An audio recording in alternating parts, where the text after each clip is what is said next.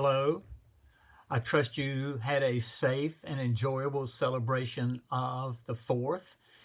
If you're watching this sermon preview, and obviously you are, if you're watching it, it probably means you typically watch these sermon previews. And if you typically watch these sermon previews, you're aware of the fact that Jason has suspended our study of the Gospel of John in favor of a sermon series for the summer entitled Feltboard Favorites. The Feltboard Favorites series references back to the days of flannel graph when we studied scriptural stories using flannel graph instead of PowerPoints and whiteboards and so forth. Well, today's passage takes us to Genesis chapter 22, in which we will examine what is probably the most dramatic story in the Old Testament. In fact, a movie has recently been made about this event. F.B. Meyer, a pastor, theologian, commentator of the last century, said as long as men study Scripture, they will turn to this story with unwaning interest.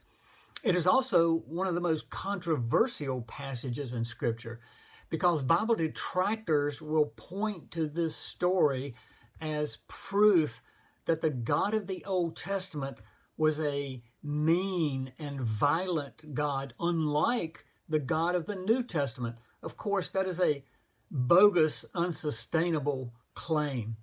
This passage in Genesis chapter 22 that contains the story of Abraham and Isaac is typically taught from the standpoint of its messianic overtones or its messianic theme, meaning that it points to the crucifixion and resurrection of Christ that is contained in the New Testament. But I don't believe that's the key message in this passage. I believe the key message is simply this: God gave Abraham a painfully challenging problem or adversity to work through. And so what this passage shows us or instructs us is in how we navigate through the adversities, the problems, the issues that God gives us.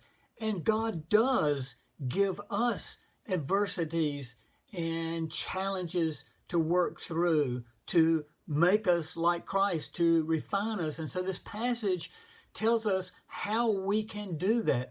2 Timothy 3:16 says, all Scripture is given by inspiration of God and is profitable for doctrine, for reproof, for correction, for instruction in righteousness, that the man of God may be perfect, thoroughly furnished unto all good works.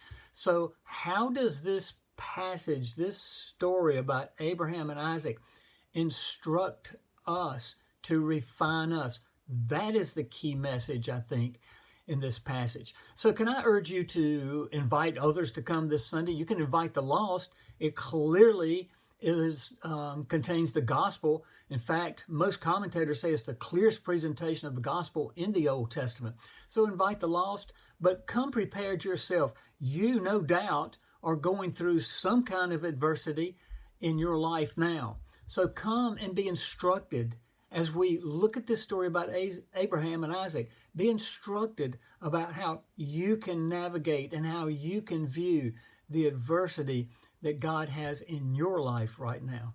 So, see you this Sunday.